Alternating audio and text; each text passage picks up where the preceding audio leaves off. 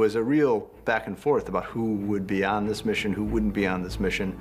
The Dirty Dozen obviously came to mind. Everybody has a good reason to hate everybody else. I mean, it's definitely got that, you know, gathering together these kind of misfits. A bunch of our favorite characters, many of whom have never been on screen together, but who all find themselves at the end of the world for one reason or another. And so getting Tormund back in the picture, the Hound and Jon and Beric and Jorah, it's a fun group.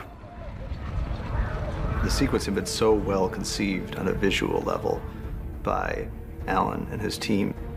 To do that with hundreds of people and weather and visual effects and fire with lots of moving parts and still have that sense of artistry about it. It takes a different level of directing. 3, 2, 1. Our story is 7 guys on a rock being attacked by whites and trying to tell a clear story of, you know, your task is to defend a perimeter, and as you lose, your perimeter is going to fall back, and how do you kind of hold order against just pure chaos? It's, you know, herding kittens. It's, you can't see anything except people whacking each other, and it takes some effort to talk to the cast to sort of say, no, the story is, here's a line, and we have to show that it's not being broken or that it is being broken. It was important to create a situation where I'm hoping the audience will think that one of our beloved characters is going to die. I mean, we wrote it and we were watching it, and I was like, holy shit, Tormund's gonna die. But somehow, he managed to override my rational brain and make me think that Tormund was gonna die. No matter how great your visual effects are or your art department and everything, there's just nothing quite like the real thing if you can find it. Iceland exists, and it's real, and it's cold as hell, and it's beautiful, and there's just nothing like having that reality on screen. It doesn't look like anywhere else. Half the time, it doesn't even look real, and I worry that people are going to think the blues of those glaciers are some kind of cheap special effect. The more spectacular looking it is, the more difficult it is to shoot there. I think there's a sort of kick-bollock scrambleness to filming out here, where you have such limited daylight and you have conditions which are like this or worse. It just gives it a sense of reality, you know? In the world of Thrones, it's great coming to these landscapes that just really kind of arc back in time and take you to something very, very brutal and barren. There's an extent to which nothing ever surprises you on this job anymore, but this, you still can't help but be impressed by this. I mean, it's nuts. You can't get to this location without literally monster jeeps. It's a hell of a way to go to work. The Icelandic technical crew for setting up the base camp have to have everything ready, and they have to do that obviously under cover of darkness. So the crew, when they arrive, everything is ready to go. When we're shooting on the glacier, everyone's got the crampons strapped onto their boots because otherwise you'll slip, and even with the crampons, we had a bunch of guys falling and banging themselves up, but luckily no major injuries this year.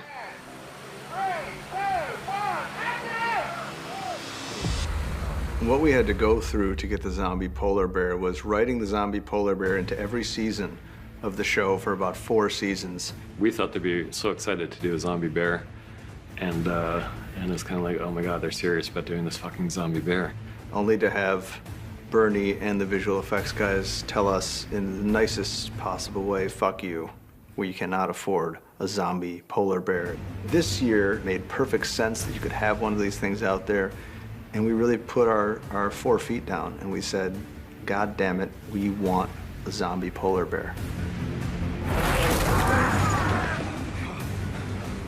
We looked at some of the beats, the way the polar bear in the previews that we got, how it spots the guy's way, how it picks someone up and shakes him around, and then we get our wires in and start rehearsing with guys using different methods to pull someone around and get the right body shapes and the right energy. Everything's made sure it's super safe first. We test everything over and over again, usually with a weight bag, and when we're happy that it's safe to have someone on, we get someone on. We were holding the flaming sword in the jaws of this thing, so the big guy was able to move the head around, which was something for our actor on the floor to work against. I've never really worked with this ping pong ball thing and pretend that's a bear, and I've had people going, oh, when I'll come towards you, I'm a bear. No, you're not. Your name's Toby.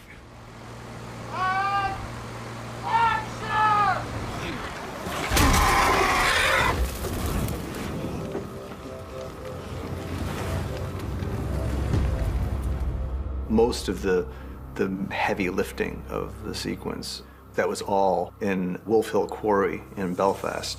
It's one of those things where, you know, when you film something in another location and then you're responsible for finishing that location off somewhere else, you have to really do your homework and try and make sure that you match it as best you can so that then Alan would have an entrance for the characters. When you stand up on the top and look down, it was like we were building, I don't know, an airport or something. The scale of it is enormous. We built nature.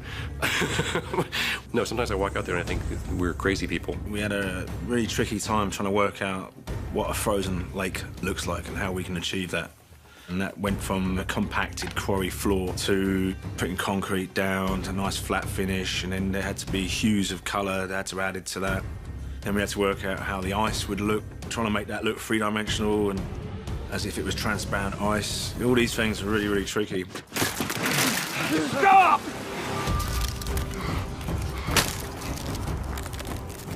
We paint the cliffs a little bit, and then we snow the cliffs a lot. 3,500 bags of snow through 6 machines with 15 guys. We're constantly redressing it and adding to it, and every day we have to scrape it off and start again the next day. And yeah, it's full on.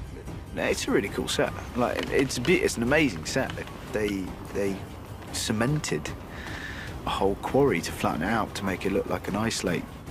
The amount of workmanship is incredible, and I mean, it really, we've had to run across that ice. It just looks so real, it's fantastic. I thought it was a real lake. Then I understood that they have made this for this sequence. Yeah, it blew my mind. This amount of people, and when the camera rolls, everything just sort of comes together at precisely the right time. Original intention was to dig out the areas on location where people would need to fall through the ice. And then it became clear to everyone that probably the temperatures were going to be so terribly cold. We figured out if we use motion control, then we could achieve it on stage. Where the whites fall for the ice, we're doing those as separate set pieces, and then building rigs to drop underneath the ice to take the weight of the actors and then allow them to drop through. You know, even though we've got 10 guys falling in while the camera's moving, by the time we're finished, we've got 100 guys falling in and the camera's moving 5 times as far. Everyone's always like, oh, you get to shoot in a tank, great. No. It's the end of the season and I get plunged into cold water with a full costume on. It's going to be miserable.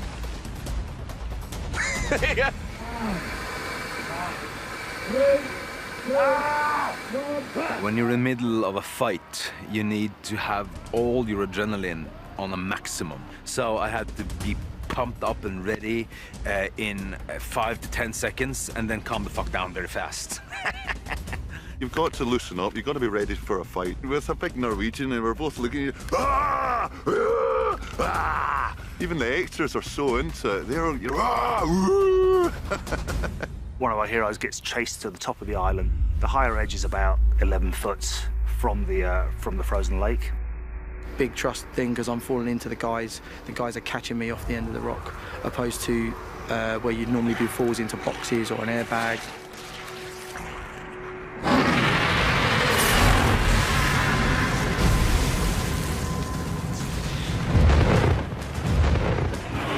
Well, it's funny how times have changed. In season 2, the dragon was riding on Danny's shoulder, and now Danny's riding on the dragon's shoulder.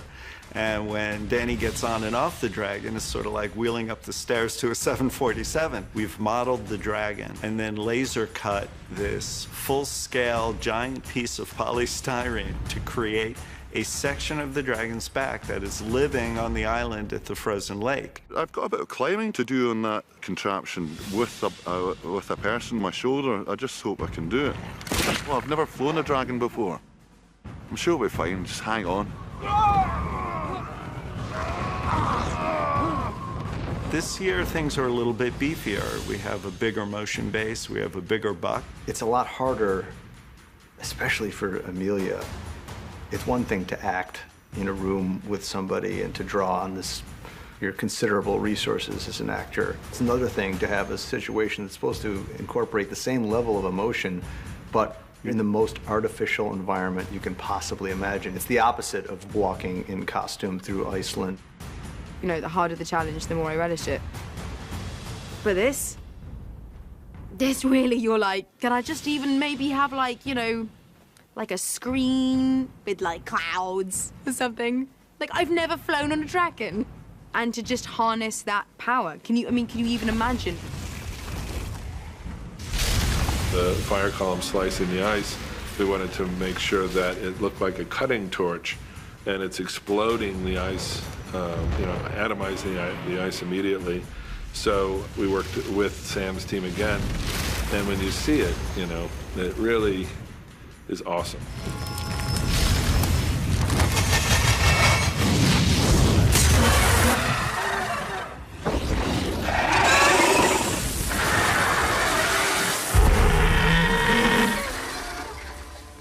We knew that the Night King would see and seize this opportunity, and like to think that when the dragon dies, that it's kind of a nice 1-2 punch, because on the one hand, you're just seeing the horror of one of these the three only unique, amazing beings like this in the world, going under the water and not coming up again, and you're processing that.